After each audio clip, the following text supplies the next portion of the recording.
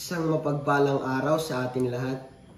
Ako si Wolf Dartor Mac Mingote, 16 na taong gulang, coordinator ng Ministry of the Altar Server dito sa parokya ng Our Lady of the Most Holy Rosary Parish sa bayan ng Ipapad, Eastern Samar.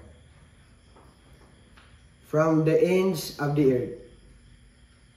Pagbasa mula sa aklat ng mga gawa, Kapitulo 1, versikulo 8. Subalit, tatanggap kayo ng kapangyarihan pagbaba sa inyo ng Espiritu Santo, at kayo'y magiging mga saksi ko sa Jerusalem, sa buong Judea at sa Samaria, at hanggang sa dulo ng daigdig.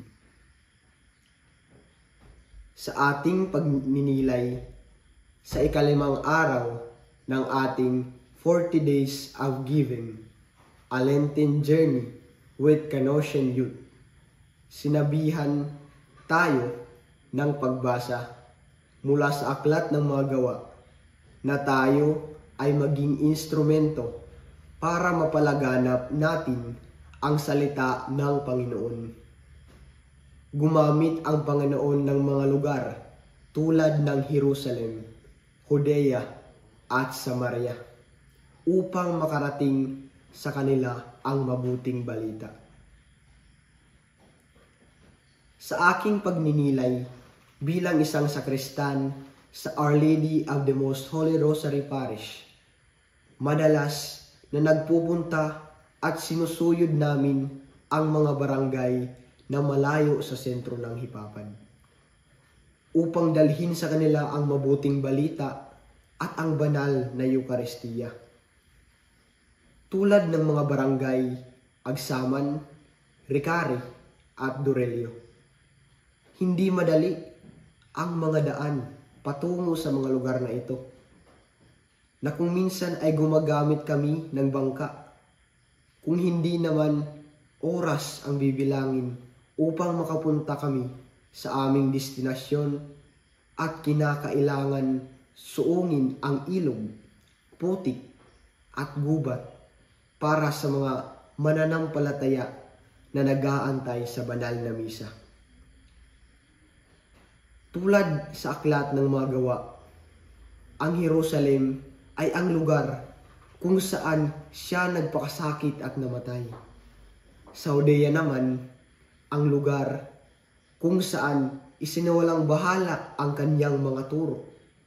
At sa Samaria, ang lugar kung saan ang kalaban ng kanilang pananampalataya. Kung iisipin natin, bakit ito ang binigay na lugar ng Panginoon para sa kanyang mga tagasunod?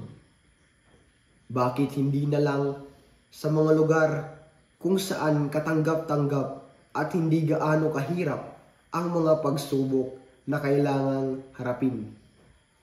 Bakit pa sa lugar kung saan siya maghihirap, pagtanggi at kalaban nila sa mga pananampalataya?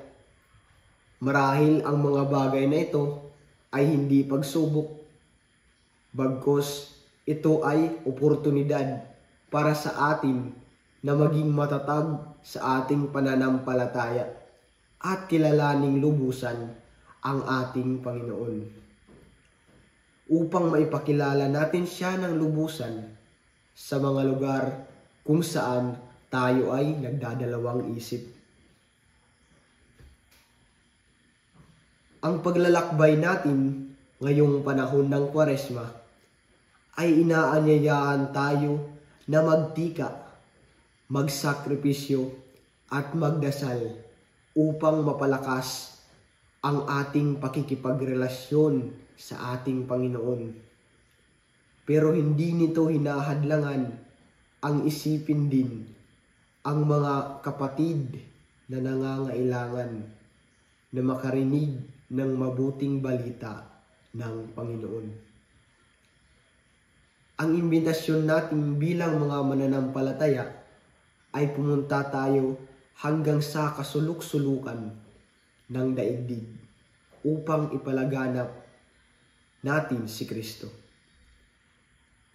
Naalala ko ang isa sa mga katagang na pinanghawakan ng mga Kanusyano na hango sa ating pundadora na si Santa Magdalena ng Canosa, to make Jesus known and loved.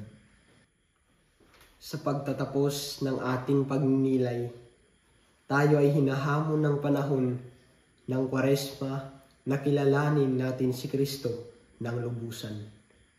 Nang tayo mismo, ang mga kabataan sa ating henerasyon, ang maging instrumento upang pumunta sa mga kasuluk-sulukan ng mundo na ating ginagalawan upang maipakilala si Kristo bilang mga Kanusyanong kabataan ng ating komunidad. Muli, isang mapagpalang araw sa ating lahat. Manalangin tayo. Sa ngalan ng Ama, ng Anak, at Espiritu Santo. Amen. Mapagpalang Panginoon, gabayan mo kami sa bawat pagtahak ng aming buhay. Ipadala mo sa amin ang banal na Espiritu upang magkaroon kami ng kalakasan upang ipalaganap namin ang iyong mabuting balita sa mga lugar na higit kang kailangan. Sa tulong ng mahal na Birheng Maria, nawa ay protektahan kami sa mga pagsubok na aming sasalubungin. Ito'y aming dalangin sa matamis na pangalan ng aming Panginoong Hesukristo. Amen. Sa ngalan ng Ama at ng Anak at ng Espiritu Santo. Amen. Ngayon ay iniimbitahan ko kayo na pagnilayan natin ang tatlong katanungang ito. Una, handa ba tayo maglakbay kasama ang Panginoon hanggang sa kasuluk-sulukan ng mundong ating ginagalawan? Pangalawa, ano ang mga bagay na kaya nating bitawan upang makarating tayo sa ating patutunguhan bilang mga tagasunod ni Kristo? At pangatlo, sa paanyaya ng Jubilee Year, Pilgrims of Hope, tayo ba ay may daladalang pag-asa sa ating kinakaharap na buhay kasama si Kristo? Maraming salamat at pagpalain tayo ng ating Panginoon.